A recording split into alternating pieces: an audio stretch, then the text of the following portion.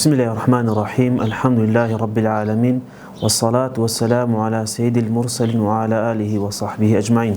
أما بعد سرپرشتیانانی بەڕێز قوتابیانی خۆشەویست سلام و ڕەحمەت خوای گەورەتان لێبی سوپاس و ستایش خوای گەورە دەکەین کەوا ئێمەی گەیان بە مانگی ڕەمەزانی پیرۆز داواکاین لە خوای گەورە کەوا ئەو ساڵیشمان لەو مانگە پیرۆزەدا مانگەکەمان پڕ بکات لە خێر و بەرەکەت بتوانین باشترین شێواز ئەو مانگە ئاوادان کەینەوە بە خێر و چاکە و عیبادەت و هەروە ئەو مانگەمان لێ قبوڵ کات و پشتوان بخۆی سەرپەرشتیانی بەڕێز ئەمە ئەو ساڵەکە لە یەکەم داڵ و جوانان کوڕان و هاوشەوەی ساڵی پار هەڵساین بە پرۆژەیەک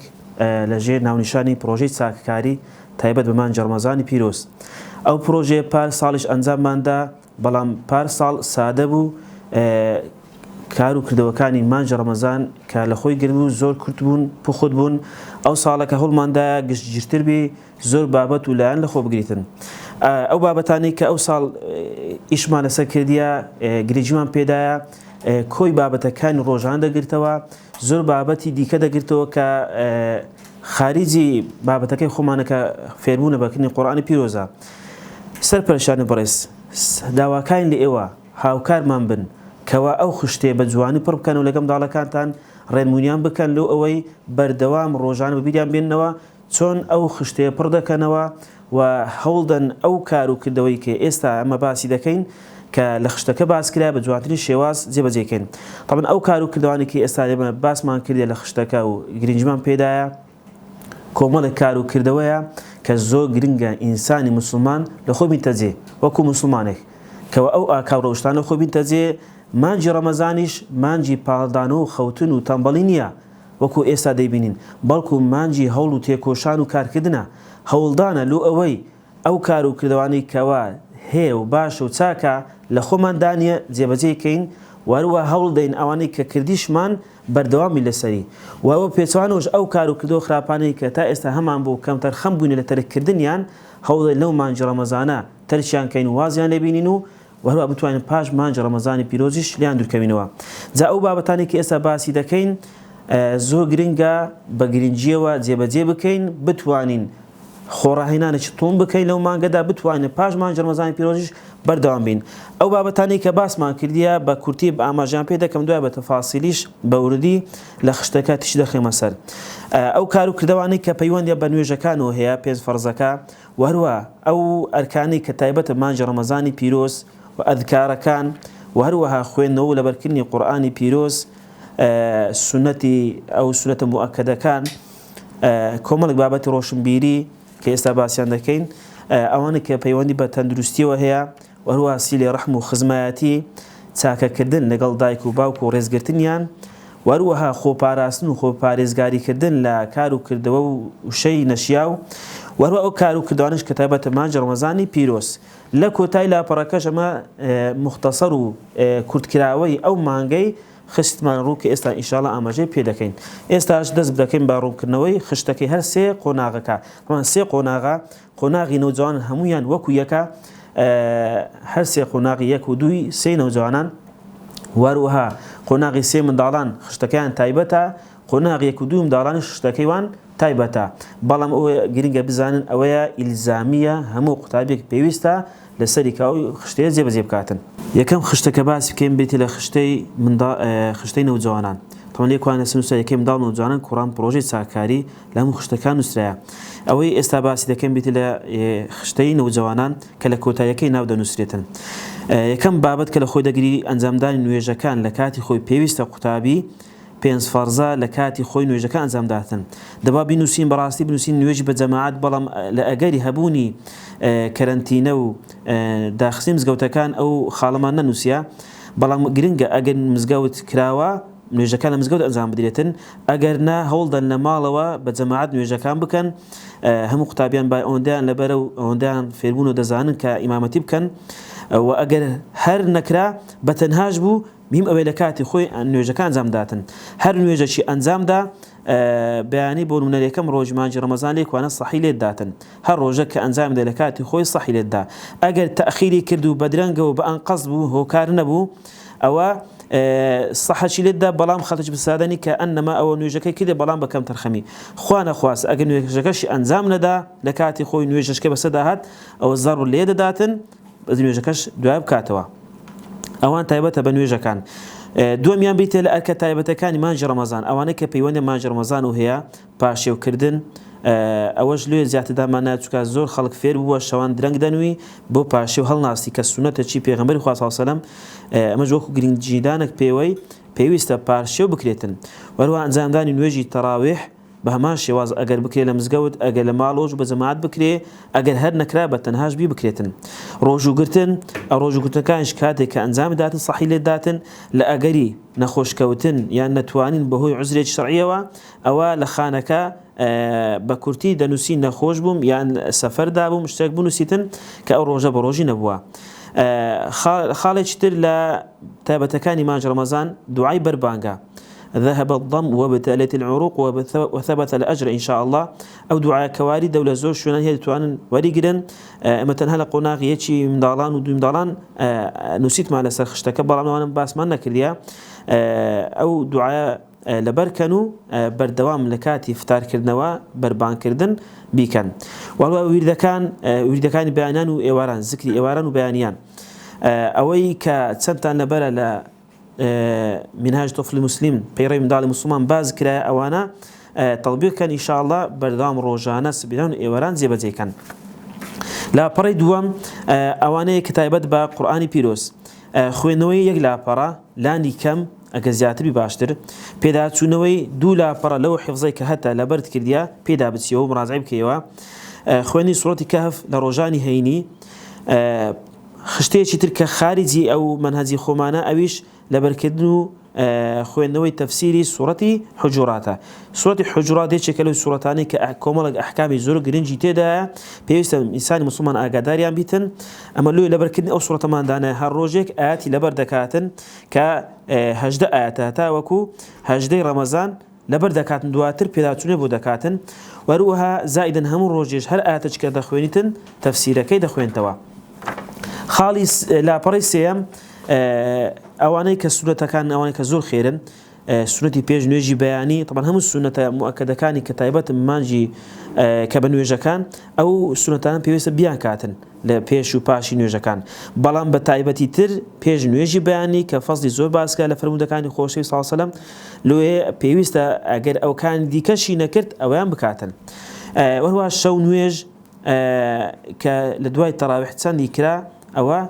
تساندي كرد لاني كم دور كاد بكاتنو الصحي اللي يكون بداتن سوا كردن لاني كم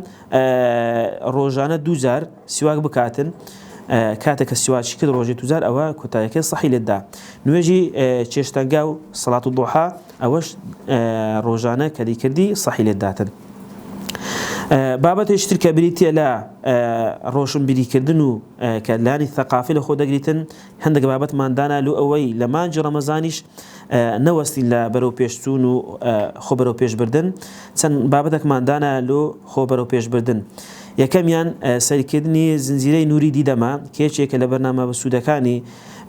دكتور عبد الواحد خايقر باداش بداتوا كبيستنو حلقه اما روجانا ان شاء الله للتليجرام حلقه جديده بزينين روجانا او حلقيات تماشا كان اوي دتواني لكنال كان اگر كنالك داي بزان دتواني وي تماشا كان سيدي كان يا دتوان داونلودي كان بخوتان لموبايلكات انا بردستان روجانا بخوتان سيدي كان دشتوان هموي بيكوا لما يتصن روجا شي هموي تماشا كان او اعتيادي بلا مهم اويا بيسنو الخير بيسنو حلقه سيد بكري ان شاء الله خوينوا هل كتابك حزل ليا روجانات سن لا بريش اللي بخوينيوا جاني بيغمبرانا تفسيرا تسيروش بسود هر بابتيكا خالج تر لبركدني يك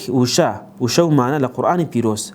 هر وشو معنا كحزل يكي اما لكوتا يكي خشتك مندانا يا ككومالك وشو معنا لخو قرتيا حرق لو وشو معنا لبركرت بيخنا وتسمايكوا هولدا زوتريني وش لبركي اما اون گوتمان سی وشا نامانه بلا ما تسني زیات لبركي بخود باشترا هولدن او سی وشا لو انا هب جنون دياري كان وهروها لبركني پێنج ناو لە ناوەکانی خوای پەروەردگار کە 99 ناوە من ڕۆژێ پێنج ناوماندانەیە لەما 20 ڕۆژێ تو تاو دەکەی ئەوەی کە دەمێنێتە تو پێکەوە مڕاجعی دەکەیەوە بەردەوام ڕۆژانە دەیرێەوە هەر کارێکی دیکەش کە بە خۆت ئێستا پێوە مەشغوڵی کە بەرەو پێشبردننی خۆت تاس دەکەی ئیشەی چاکە دەکەی لەو خانەیە کە دەنووسی کە نووسای هیتر لەوێ شتەی ئیزافە کە تایبەتە بە خۆت لەوێ دەینووسی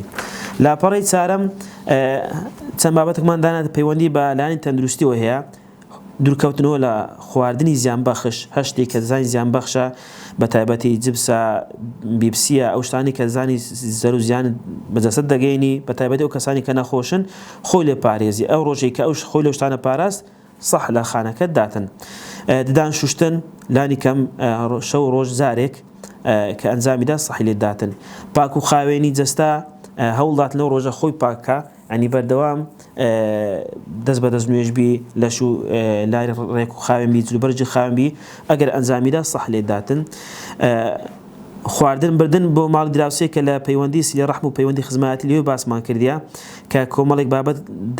لە خۆ دەگری کە پەیوەندیان بە سیلە ڕەحم هەیە خواردن بردن بۆ ماڵ دراوسی طبعا یەکێکە لەو عادەت و تەقالیدانەی کە نەو کردوانی بۆ زۆر جوان بۆ بەڵام بەداخۆ ئێستا نەمایە هەوڵدەین لەو مانگەدا زیندوی بکەینەوە بە تایبەتی ئەوانەی کە دەزانین لە کۆڵانەکەمان جیرانەکانمان کەسێک هەیە کەم دەرامەتە لە خلالی سێ ڕۆژدارێک هەوڵدەی خواردن بۆ ماڵک ببەی لانی کەمە زیاتری بی باشتر احتیادیە ئەوە خواردن بۆ ماڵی دراوسەیە تەلەفۆنکردن 5 جار لەو مانگەی ئەوانەی کە دوورەدەستن خزمەت هەیە نانگێ بە ئاسانی ئەوە تەلەفۆنیان لێ بکەی وەکو سیلە ڕەحم و بەسەرکردنەوە چاکوچۆنی و ئەحواڵپرسیان لەگەڵ بکەی سەردانیکردنی خزم و کەس و کار چەند سەردانیت کرد ئەنجامتدا بە تایبەتی ئەوانەی کە نزیکن ماڵە مام و خاڵ و ماڵە پلکەکان هەر خزمەتی نزیک هەیە کە سەردانیت کردن لێکوانە لە شتەیە دەینووسین خاڵێکی تر لێخۆشبوونی ئەو کەسانی کە ئازاریان داویت ئەوە طبعا یەکێکە لە سونەتەکانی کە لە ئیسلام گرنگی پێدرایە کاتێکە شەو سەر خستە سەبالی ویست بنووی لە دڵەوە گەردەنی هەموو ئەو کەسانە ئازار بکە کە ئەزیەتیان داوی هەر کاتێک ئەوەندە ئەنجامدا ئەوە ئەتوو سەحەق لەو خانەیە بدا خاڵی لاپەڕی پێنجەم بریتە لەگەت چاکەکردن لەگەڵ دایک و باوکی طبعا هەمومان فەزل و گەورەی دایک و باوک دەزانین ئەو چەند خاڵێکمان باس کردی لێکوانە لەو ئەوەی زیاتر لەو مانگەدامە هەوڵدەین گریجان پێ بدەین بتوانێت پاش مانج ڕەمەزانی پیرۆزیش چاکار بین لەگەڵیان دوعاکردن بۆیان بەردەوام دوعایان لە بۆ بکەین مانج ڕەمەزانیش دەرفەت لە ئەوەی خۆمان لێ ڕابینین هەموو دوعایەکمان کە کردمان بەردەوام یەکێک لە دوعایەکەمان بریتی لە بۆ دایک و باوکمان یارمەتیدانی دایک بە تایبەت چونکە بە تایبەتی ئێوارانی ڕەمەزان زۆر ماندوو دەبن هەوڵدەین ئەو کار و کردوانی کە دەیکەن هاوکاریان دەستباریان بین لە ئیشەکانی ناوماڵ بە تایبەتی کە پێویستییان لە دەرەوە بۆیان بکڕین هاوکاریان کەین هەر کاتێک کارەکانمان ئەنجامدا لانی کەم پرسیان بکەیندا جان ئەگەر ئیشەکری ئەم لە خزمەتدا ئەگەر ئیشی نەبوو ئەتوو واجبی شانی خۆت گەیاندیە توانین ساحەکەی لێ بدەیت خاڵێکی تر سوپاسکردنیان لە دوای نان خواردن کاتێکەوە نانت خوارد ئەلحەمدولات کرد و سوپاسی خوای گەورەت کرد پاشان سوپاسی دایکت بکەی کەوا ئەو خواردنی ئامادە کردی ئەوە سوپاسی باوچت بکەی کە هاوکار بۆ لۆ ئامادەکردنی ئەو خوانە ماچکردنی دەستیان کێچێکە لەو ڕەوشتانەی بەڕاستی پێویستە منداڵی مسلمان پێ بناسرێتەوە بەردەوام ڕۆژانە لانی کەم جارێک دەستی دای و بابە ماچ بکەن ئینشاءالله جۆرالیکردنی هەردووچیان کاتێک ئەمرەکەت پێدەستپێرن کار و کردوێکت پێدەستپێرن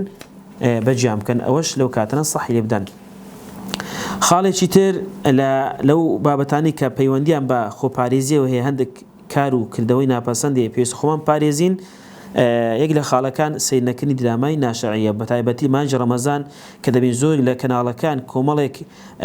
فلیمی مسلسلی دادنێن کە درێژخایانە کاتەش زۆر دەکوژیتن ئەوە لەلایەک لایەکی دیکە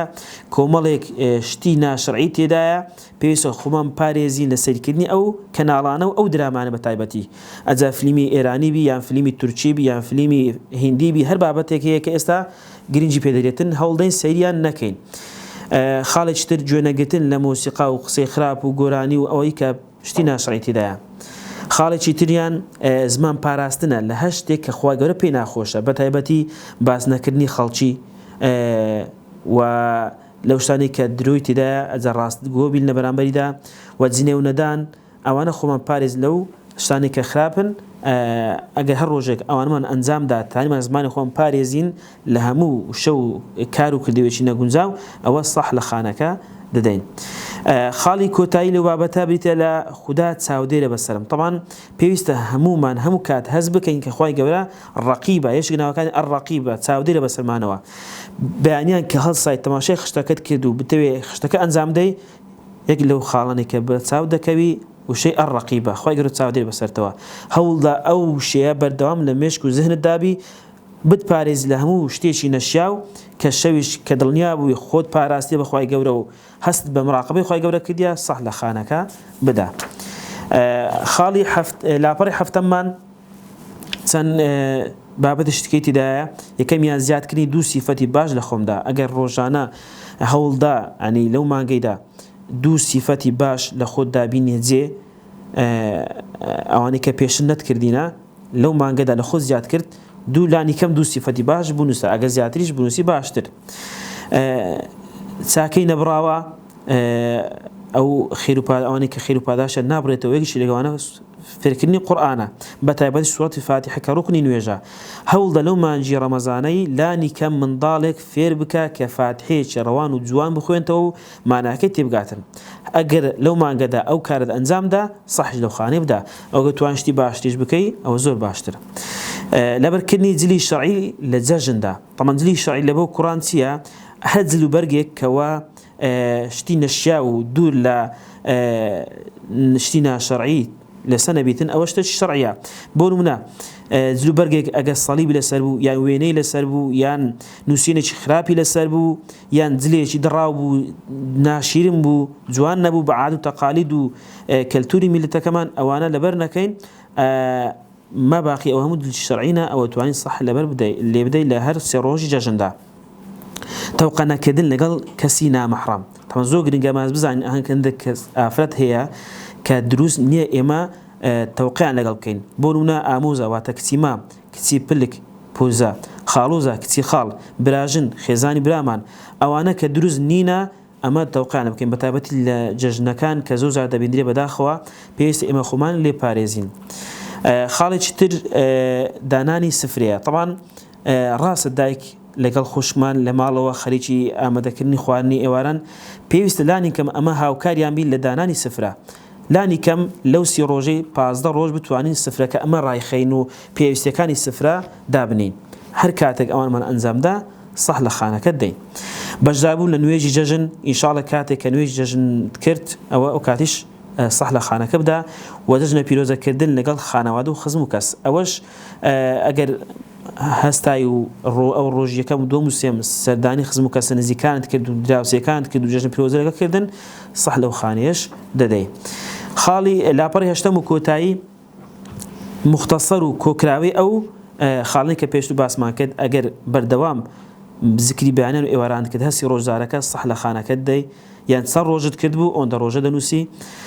ئەگەر سوورەتی حوجرات لەبەر کرد بە تەفسیرەوە، سەح لە خانەکەت دەی. ئەگەر هەوڵدا بە جوانترین شێواز مامەڵێکت دایک باوت بکەی، سەح لە خانەکەت دەی. ئەگەر توانین نەوت و ناوەکەی خوای پەروەردگار لەبەر بکەی، ئەوە سەح لە خانەکەت دەی. وەگەر توانیت تەندروست خۆت پاراست باشترین شێواز و زمان و گوێ و دڵت پاراست لە هەموو شتێکی خراپ، ئەوە سەح لە خانەکان دەی. بەو هیوای کە ئینشاڵڵا ڕەمەزانێکی پڕخێر و بەرەکەت بەڕێ بکەین و جەژنێکی پڕخۆشی و شادی بەڕێ بکەین. ناوی سانیتان لەبیر نەکەن، لێرە دەنووسن و قۆناغی چەندی نەوجەوانانی لێرە دەینووسی. ئەو خشتێش لە ڕۆژی شەممە 22/5/2021 لەگەڵ خۆتان کاتژمێر 3:20 دەقەت دەهێنەوە دەستگای ئینشاڵڵا. ئەو کاتی ئێمە سەرکەوتوەکان خەڵات دەکەین. ئەوە تایبەتە بە 1-2 نەوجەوانان. خاڵێکی تر کە پەیوەندی بە نەوجەوانان و بە منداڵانەوە هەیە، 3 منداڵان بە تایبەتی نزیکە لە 3 نەوجەوانە، بەڵام هەندێک خاڵی جیاوازە بە سەرعی پێدا دەڕۆمەوە. پێویستە قوتابیانی 3 منداڵانیش جوان لەو شتانی پێشتر بوو بیتن، چونکە لێکوانە بە سەرعی بەسیدا دەچمەوە. ئەنجامدانی نوێژەکان کە پێویستە 5 فەرزە لە کاتی خۆیدا ئەنجامیان داتن، وهروەها پاشێوکردن و نوێژی تەراویح و ڕۆژوگرتن، ئەوانە دوعای بەربانگ ئەوانە لە کات خۆی ئەنجام بداتن. لە جاتی ویردی بەیانان و ئێواران، لانی کەم ڕۆژێ 50,000 لا ئیلاهە ئیلڵڵا بکاتن. وأنا كبيود بخوينو لبركني القرآن بيروزو هي خوينوي تان سورتك لە ڕۆژانە بخوێنتەوە پێدا چوونەوەی حفظ ئەوەی کە لەبەرد کردیا ئەومان دیاری کردیا لە ڕۆژانە چ مڕاجە دەکاتەوە بە جێرە ئەو جەدوەلەی دەچێتە دوێ هەمووی مڕاجە دەکاتەوە ئینشاءالله. خوێندنی سوڕەتی کەهف طبعا ئەوەی کە نەیزانی سوڕەتی کافی نەزانی بخوێنتەوە بە هەڵدەگوێ لە ڕابگری و سەیری قورئان بکات لەو کاتدا ئەوە ئینشاءالله هەمان پاداشی دەبیتن. لە جاتی حجورات کە لە بۆ نەوجوانان دامان نابوو ئەو جار لەبەرکردنی سوڕەتی معارج و نوحە لە بۆ سێ منداڵان. خاڵێکی تریش کە زیادمان کردیە چونکە تەفسیرمان دانا لێکوانە هەوڵدەن قوتابیانی سێی منداڵان هەموو ڕۆژانە دەم بە خەندە بن واتە تووڕە و توند و گورژ و مۆن مەبن. ڕاستە بە ڕۆژی ماندوی بووی ئەزێت خواردیا بەڵام ئەوە ناگەێنیتن ئەتوو ئەو ڕۆژە تووڕە و توند بی بەتایبەت لە ماڵەوە ینی کەس نوێ قسە لەگەڵ کاتن هەوڵدا تەئسیرت تێ بکە ئەو ڕۆژە بتوانی کەسێکی دەم بە خەندە بی هەر کاتێک هەر ڕۆژێک توانیت ئەتوو خۆت تووڕە نەکەی دەم بە خەندە بووی ئەوە سەح لە خانەکە دەدەی. لاپەڕەی سێم کە سونەتە خێرەکان بە هەمان شێوازی نەوجوانان سنەتی پێشنوێژی بەیانی شەونوێژ سیواکردن چێشتەنگە و ئەوانش کە ئەنجامەدا سەح لە خانەکە دەی وە ئەوانە کە پەیوەندیان بە ڕۆشنبیریکردنەوە هەیە لە سەیرکردنی زنجیرەی نوری دیدەم خوێندنەوەی کتێب لەبەرکردنی وشەومانە کە لە قورئانی پیرۆز بە هەمان شێواز لە بۆ سێ منداڵانیش دامان نایە ئەو خشتەیە کە کۆمەڵێک وشەومانەتیدایە لەو وشەومانە سی وشەومانە هەڵبژێری و جێبەجێانی لەبەریان دەکاتن. لەبەرکردنی پێنج ناو لە ناوەکانی خی پەروەردگار و هەر گەشتێکی دیکەشی هەبوو ئەوە ئیضافەی دەکاتن بەخۆی. ئەوانێک کە پەیوەندیان بە تەندروستیەوە هەیە نەخواردنی شتی زیان بەخێش دانشوشتن پاک و خاوێنی جەستا ئەوانە هەمان وەکو هەمان شێوازی نەوجوانانە. سیلە ڕەحم و پەیوەندی خزمەتی ئەمیش بە هەمان شێوازی نەوجوانانە کە باسمان کرد. چاکردن لەگەڵ دایک و باوک ئەمانش هەماشتن یەک خاڵمان زیادکردیە ئەویش باوەشدان لەدای و بابا لانی کەم کاتەکەەوە دێ و ماڵێ یان باوکە دێتەوە ماڵێ دایکە دێتەوە ماڵێت بخۆل لە ماڵێ هەوڵدە بە پیریان و بچی باوەشیان پێدا بکەی و دەستیان ماسکەی و کاتانە ئەومان لە بۆ سێ منداڵان زیاد کردیە. خاڵێکی تریش لە ئەوانەی کە پەیوەندیان بە پارێزگاریکردنەوە هەیە و خۆ پاراستنە هەمان ئەو خاڵانە دەگرتەوە کەوا نەوجوان باسمان کردیە بەڵام پێویستە ئەو شتان بیربێنمەوە کە دەڵێن سەیرنەکردنی درامای ناشەرعی سەیرکردنی تەلەڤیزۆن بەعام هەوڵدە خۆتان لێ پارێزن ئەگە سەیری شتان کرد باشتی سوود بەخش بی لەگەڵ ئەوەشدا هەوڵدەن کەمترین کاتان لە سەیرکردنی ئاتاری و ئایپاد و مۆبایل بەسەر بن کەمترین کات زۆر پێویست نەبوو سەیری مەکەن ئەگەر پێویستیش بوو کاتیش زۆر کەم بی با کاتەکانتان باشتی بە سوود پڕ بکەنەوە. لاپەڕی هەفتەم بە هەمان شێواز زیادکردنی دوو سیفەتی باش لە خۆتدا کە تا ئێستا نەتبووە وەروە فێرکردنی سوڕەتی فاتیحە بە منداڵێک لەبەرکردنی دلی شەرعی لە جەژندا تەوقە نەکردنی کەسانی نامەحرام دانانی سفرە بەژاردن نوێژی جەژنە پیرۆزەکردن لەگەڵ خانادە و خزم ئەوە هەمویان وەکو نەوجوان وە پێویستە جێبەجێیان بکەین ئەوەش پوختەی ئەو خشتەیە کە لە بۆ سێ منداڵان دامان نایە ناویستیانی خۆتان دەنووسن بە هەمان شێواز ڕۆژی شەممە 22 پێنجی 2021 لەگەڵ خۆتان دەهێننەوە. دەمینێتن خشتەی یەک و دوی منداڵان خشتێک و دوی منداڵان سادەترە هەندێک شتمان کەمتر دانایە لە سێ منداڵان و نەوجوانان ئەوانە کە پەیوەندیان بە مانجی ڕەمەزان و هەیە پارشێ و تەراویح و دوعای بەربانگ کە مالە کۆتاییەکەی ئاماژەمان پێ کردیە دەم بە خەندەبوون بە هەمان شێواز سیواکردن خوێندنەوە پێداچوونەوەی قورئان دیاریمان نەکردیە چونکە زۆرتان لەبەر نییە هەوڵدان ئەوەی کە لەبەرتانە بە ژوورێ توانە لە مای ڕۆژێک ئەگە بتوانەگەنا دوو ڕۆژدارێک هەمووی ئەوەی کە لەبەرتان کردێمە ڕازای بکەنەوە پێدا ئەین بخوێندنەوە وەروها ئەگەر بشتوانە شتی نوێ لەبەرکان سوڕەتە نوێیەکان ئەگەر ڕۆژێ دوسێ ئاەتیش بی سوڕەتە کورتەکان لەبەرکە ئینشاءالله وەروە کتێب خوێندنەوە چیرۆک هەشتێک بەسوودە کە دەیخوێنیەوە ئەگەر ڕۆژانە ئەنجامتدا سەح لە خانەکە بدا. خاڵێکی تر لە پەڕی دووەم لەبەرکردنی سێ ناو لە ناوەکانی خی پەروەردگار کە ڕۆژانە سێ ناوت لەبەر کرد لە کۆتاییەکەی ئەتونۆتن و ناوەکەی خی گەورە لەبەر دەکەی خۆپاراستن لە خواردنی زیان بەخش بەمان شێواز ددان شوشتن پاک و خاوێنی جەستا سیر نەکردنی درامای ناشەرعی وەکو باسمان کرد ئەوەش دەگرێتەوە ئەگەر کەسێک زۆر سەیری ئایپاد و مۆبایلی کرد و زۆر ئاتاری ئەنجامدا ئەوەش شتێکی خراپی کردیە پێویستە ترک کاتن لۆ ئەوەی بتوانین سەحەکەی لێکوانە لێ بداتن. وەکو باسمان کرد سەیری تەلەڤیزۆن نەکە زۆر باشترە، بەڵام ئەگەر سەیریشی کرد بە سەیری شتێک بکاتن کە سوود بەخش بی. بۆ نمونە سەیرکردنی کەناڵی ئافرین لە بۆ منداڵان بەڕاستی کەناڵێکە تایبەتە لە بۆ پەروەردەیەکی دینداری و ڕێکوپێک و پەروەردەیەکی مسلمانانە. جا هەوڵدان منداڵەکان ئەگەر سەیرتان نەکرد تەلەڤیزۆن باشە، ئەگەر سەیریشتان کرد سەیری کەناڵی ئافرین کەم بە تایبەتی ئەو زنجیرانەی کەوا ژیانی پێغەمبەرانە، چیرۆکە قورئانیەکانە، چیرۆکانی لێکە لە فەرمودەدا هاتوون، ئەوانەی تێدایە زۆر گرنگە سەیریان بکەن ئینشاءالله. پاراستنی زمان لە هەموو شتێکی خراپ بە تایبەتی باسکردنی خەڵکی ڕازگۆیی بوون واتە قسەی ناڕاز نەکەی وەروها جنێ و نەدان هەوڵدان زمانتان پارێز لە شتی نەشیاو. لاپەڕەی سێم بە هەمان شێواز خوددا چاودێرە بەسەرمەوە هەست بکە ئەو ڕۆژە کە تو هەستت کردێ کە خوای گەورە چاودێرە بەسەرتەوە. کۆمەڵێک ویر دوو نزامان دانایە بوونە بسمیللاکردن لە کاتی دەستپێش ناخواردن، ئەلحەمدولیلاکردن و چوونە دوعای چوونە توالێت هاتن دەر لە توالێت، کاتی خەوتن لە خەوەستان، زیکری بەیانان و ئێواران، ئەوانە هەمویان لە لاپەڕەی هەفتەم لە کۆتاییەکەی باسمان لێوە کردیە. ئەوە نزای بەربانگ و چوونە توالێت و هاتنە دەر و نزای خەوتن و هەستان لە خەو بەیانیان و نزای ئێواران، ئەو دزانە لەبەر دەکات و ڕۆژانە ئەنجامیان دەداتن. لە لاپەڕەی چارەم چاکەکردن لەگەڵ دایک و باوک بەمان شێوازی قۆناغی سێی منداڵان و نەوجەوانانش بەگشتی دوعاکردن لە بۆیان، یارمەتیدانی دایک و باوک، سوپاسکردنیان دوای نانخواردن، باوەشدان لە دای و بابە، ماسکردنی دەستیان، جۆراڵیکردنی هەردووچیان، ئەوانە هەوڵدان ڕۆژانە ئەنجامی بدەن. سەبات بە نوێژەکان ئەمە تەنها تەڕاویحمان لێوە باس کرد بوو، لێکوان ئەمە بە شێوازێکی جیاواز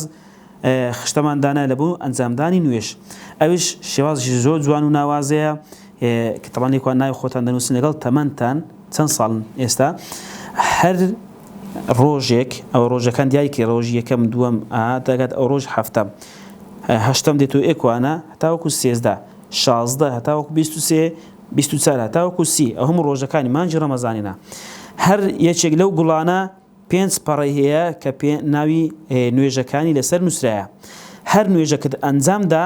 ئەو خانەی ڕەنگکە کە نوێژەکەتیدا ئەنجامدا بوونە ڕۆژی یەکەم کە نوێژی فەجر نووسرایە، نوێژی بەیانیت ئەنجامدا ئەو خانەیە بە دڵی خۆت ڕەنگ دەکەی. دوایە نوێژی نیوەڕۆ، مەغریب، عیشا، عەسر بە هەمان شێواز هەتاوەکو ئەو لقا کە کۆمەڵێک گوڵی لەسەرە هەموو گوڵەکان ڕەنگ دەکەی. هەر ڕۆژێکت ئەنجامدا نوێژێکت ئەنجامدا ئەتو ئەو ڕۆژە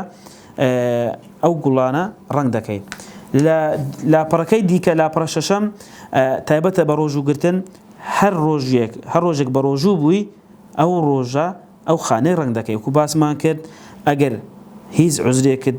هەبوو دەینووسی لە خانەکە، بۆ نمونە کاتێک تەمەنی زۆر بچوو کە ناتوانانی بە ڕۆژی بی یان نەخۆشی یان بێتاقەت بووی ئەو توانی پڕی نەکەی لە ئەو کەسانەی کە تەمەنیان گچکەیە. ئەوەی کە تەمەنیشی گەورەیە دەتوانی ئەگەر عوزری هەیە عوزرەکەی بنووسی کە لەبەرچی بە ڕۆژی نەبووە. خاڵی هەفتم وەکو باسمان کرد ئەوە کۆمەڵێک دوعای تێدایە لەگەڵ لەبەرکردنی دڵی جەژن، بەشداربوون نوێژی جەژن، جەژنە پیرۆزەکردن، ئەوانش ئەنجام دەداتن. لە کۆتاییەکەش ناوی خۆی ئەلێکوان دەنووسی کە لەوێش لە لاپەڕەی نوێژەکانش ناوی خۆی نووسیا. ڕۆژی شەممە 22/5 لەگەڵ خۆی ئەو خشێدەینیتەوە بەو هیوای ئینشاءڵڵا بتوان هەمووتان لەو مانگە پیرۆزدا خۆتان ڕابێن لەسەر ئەو کار و کردوانی کە لێوکانە باسمان کردیا بە جوانترین شێواز هەوڵیش بدەن لە دوای مانجی ڕەمەزانی پیرۆزیش دەست بگرن بەو کار و کردەوە چاکانە و لە پاش ڕەمەزانیش بەردەوام لەسەریان